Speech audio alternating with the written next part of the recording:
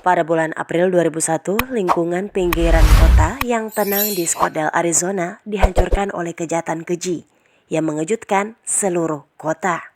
Keluarga Fisher yang terdiri dari Robert Fisher, istrinya Mary, dan dua anak kecil mereka Brittany yang berusia 12 tahun dan Bobby yang berusia 10 tahun, dibunuh secara brutal di rumah mereka sendiri.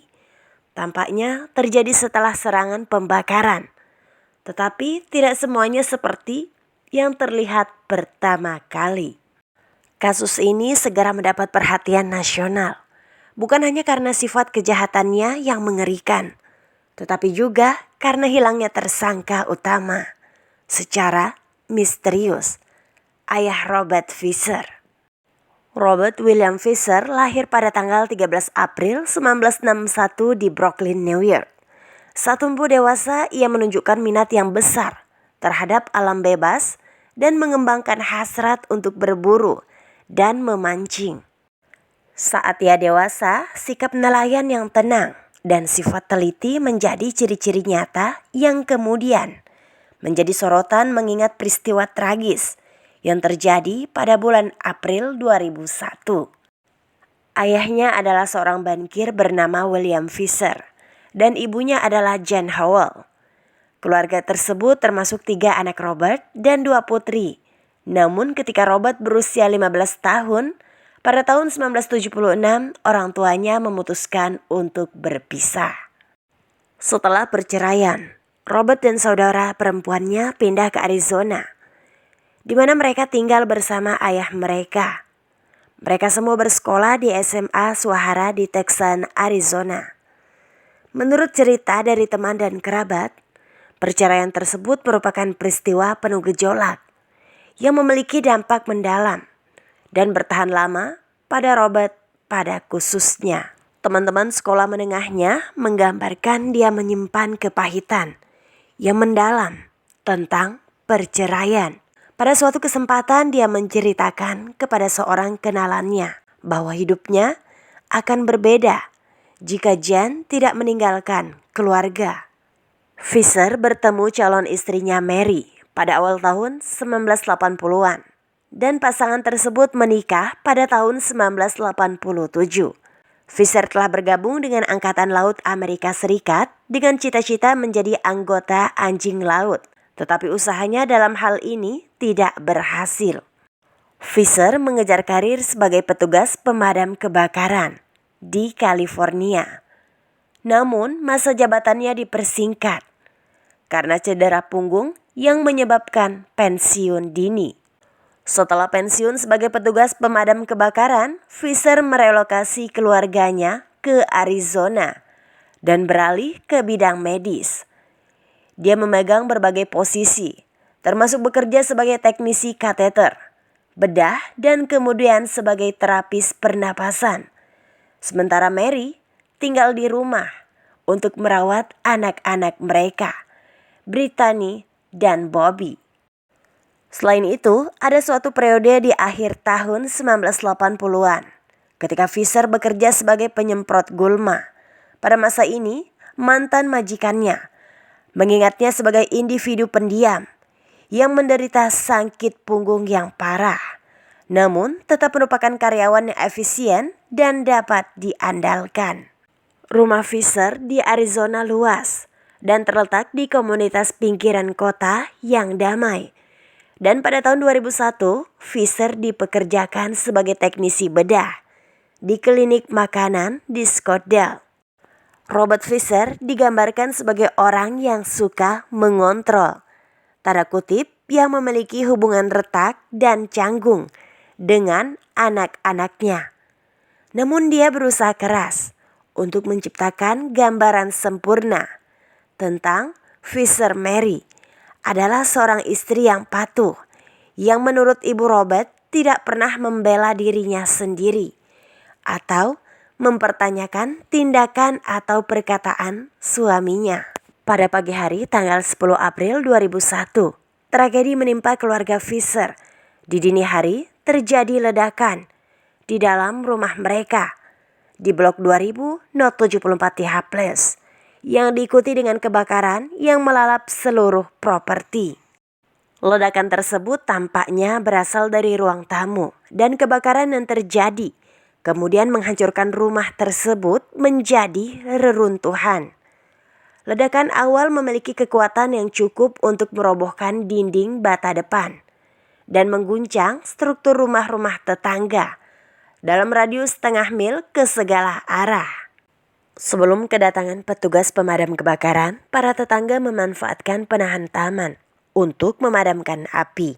Petugas pemadam kebakaran tiba di lokasi kejadian sekitar pukul 8 dan berhasil mencegah kobaran api setinggi 20 kaki meluas ke rumah-rumah di dekatnya. Namun mereka harus menjaga jarak dengan hati-hati karena serangkaian ledakan sekunder yang lebih kecil yang diperkirakan disebabkan oleh amunisi senapan atau kaleng cat. Selama operasi ini, seorang petugas pemadam kebakaran menderita luka ringan di kaki setelah kehilangan keseimbangan dan jatuh di dekat api setelah api padam. Seekor grizzly ditemukan di dalam rumah Fisher yang sangat mengejutkan semua orang. Jenazah Mary Fisher dan kedua anaknya ditemukan di kamar tidur. Mereka masing-masing menjadi korban serangan keji. Otopsi mengungkapkan bahwa Mary telah ditembak di bagian belakang kepala dan kedua anaknya Brittany yang berusia 12 tahun dan Bobby yang berusia 10 tahun telah dipukul dan tenggorokan mereka disayat dari telinga ke telinga. Luka-luka ini terjadi beberapa jam sebelum api menyala. Penyelidik dengan cepat mengesampingkan kemungkinan terjadinya kebakaran yang tidak disengaja dan malah menyimpulkan bahwa kebakaran tersebut sengaja dilakukan untuk menutupi pembunuhan tersebut. Akibatnya, semua mata tertuju pada Robert Fisher sebagai tersangka utama. Namun pada saat pihak berwenang menyadari keterlibatannya, Fisher telah menghilang tanpa jejak. Saat pencariannya dimulai, detail tentang kehidupannya mulai muncul, memberikan gambaran sekilas tentang pikiran seorang pria yang mampu melakukan kekerasan yang tak terbayangkan. Teman dan kenalannya menggambarkan Robert Fisher sebagai pria berkeluarga yang berbakti, suami dan ayah yang penuh kasih. Ia dikenal sangat teliti dalam berpenampilan dan kebersihannya sering terlihat dengan kemeja yang disetrika dengan baik dan rambut wajah yang dipangkas rapi. Sesuatu yang sudah biasa dilakukan selama berada di angkatan laut. Namun di balik fakta ini, Fisher menyimpan sisi yang jauh lebih gelap. Data laporan menunjukkan bahwa dia menjadi semakin menjauhkan diri pada bulan-bulan menjelang pembunuhan tersebut. Teman-temannya mencatat obsesinya terhadap teori konspirasi dan paranoia yang mendalam. Keyakinan agama Fisher juga memainkan peran penting dalam hidupnya saat ia terlibat dengan sekte agama ekstremis. Fisher pernah menjadi peserta aktif dalam pelayanan pria di gereja baptis Scottsdale. Namun, dia mulai menjauhkan diri dari kegiatan gereja beberapa bulan sebelum pembunuhan pada tahun 1998. Keluarga Fisher mencari konseling perkawinan dari pendeta senior di gereja mereka. Selama sesi ini, Fisher menceritakan kepada rekan-rekannya tentang pertemuannya yang disesalkan pada suatu malam dengan seorang pekerja seks yang dia temui di panti pijat. Dia merasa terganggu dengan kemungkinan istrinya mengetahui bahwa pertemuan ini telah menyebabkan infeksi saluran kemih yang membuatnya merasa tidak enak badan selama beberapa hari di bulan Desember milenium. Fisher juga curhat kepada rekan berburunya. Ia menyatakan komitmennya untuk mengobarkan kembali imannya dan melestarikan pernikahannya.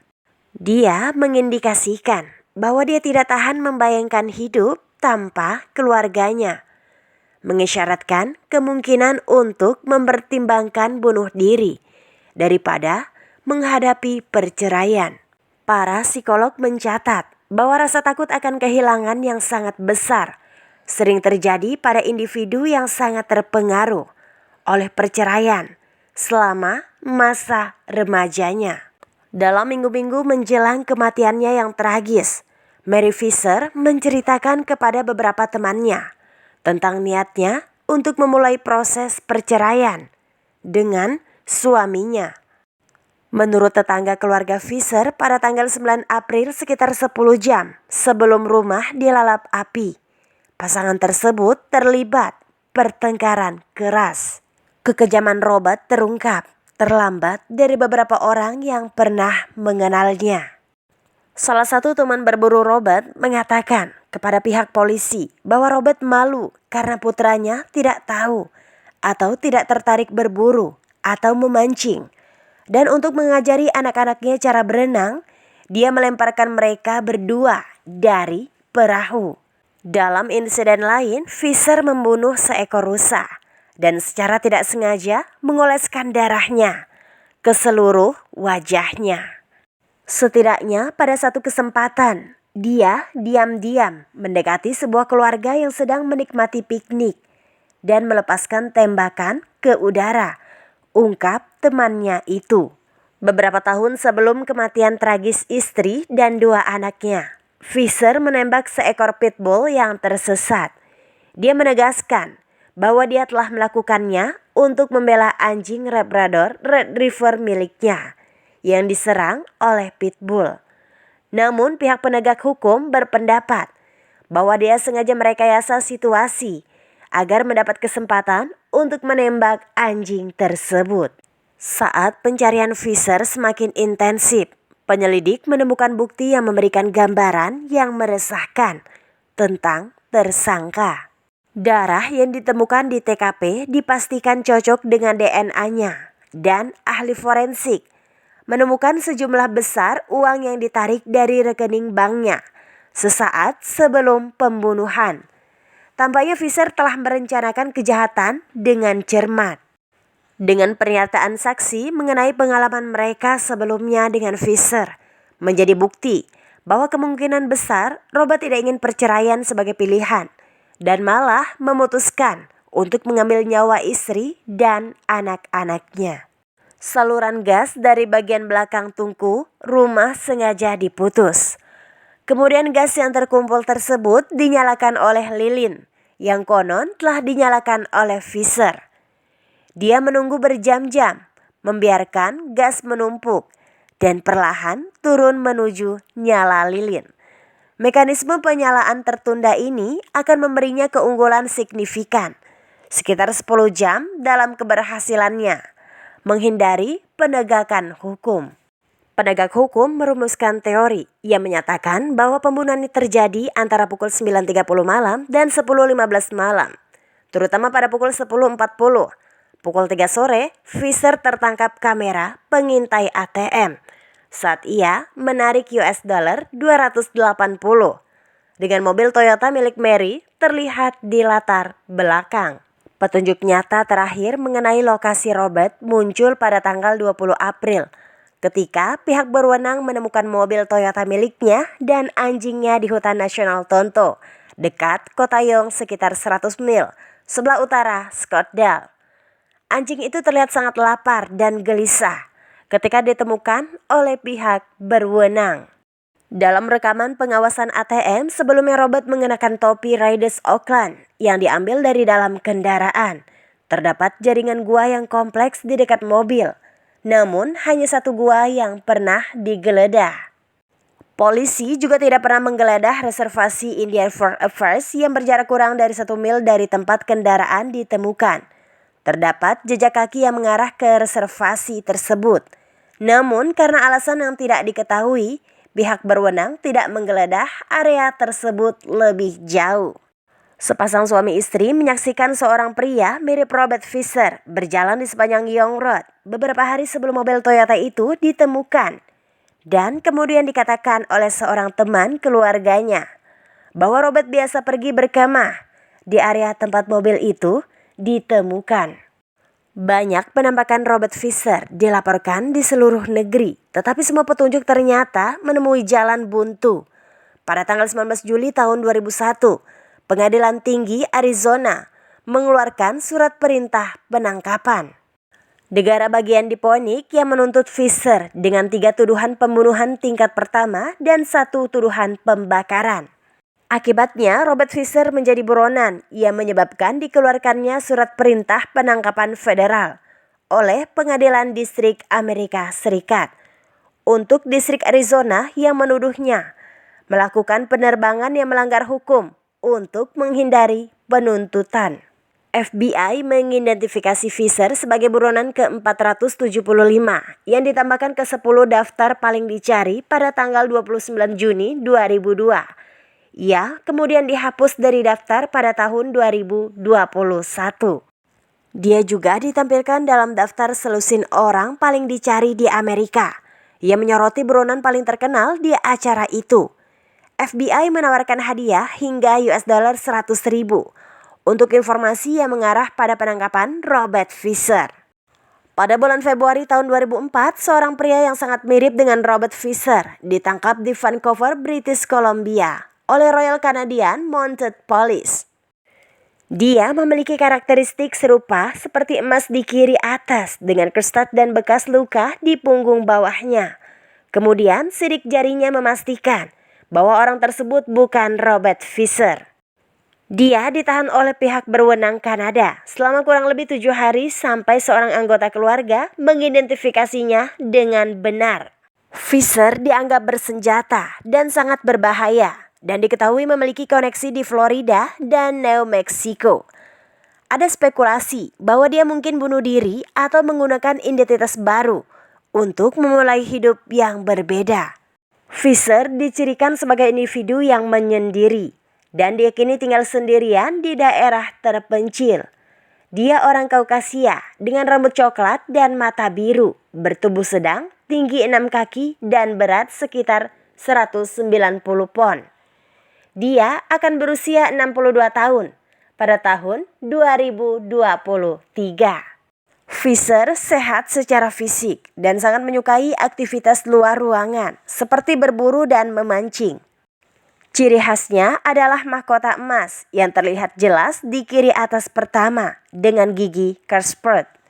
Mungkin saja dia berjalan dengan postur tegak yang berlebihan, dengan dada terdorong keluar karena cedera punggung bagian bawah. Fisher dikenal karena konsumsi banyak tembakau kunyah. Dia memiliki koneksi ke New Mexico dan Florida. Selain itu diyakini bahwa Fisher memiliki banyak senjata api, termasuk senapan berkekuatan tinggi. Dia dianggap bersenjata dan sangat berbahaya. Terlepas dari ketertarikan masyarakat dan upaya intensif yang dilakukan oleh lembaga penegak hukum, Robert Fisher masih buron hingga saat ini. Hilangnya dia telah membingungkan para penyelidik selama lebih dari 2 dekade, meninggalkan banyak pertanyaan yang belum terjawab dan jejak kesedihan bagi keluarga dan teman-teman yang ditinggalkan. Like postingan ini jika bermanfaat. Kalau setuju tulis di komen ya. Jangan lupa subscribe serta share ke teman kamu. Terima kasih sudah menonton. Sampai jumpa.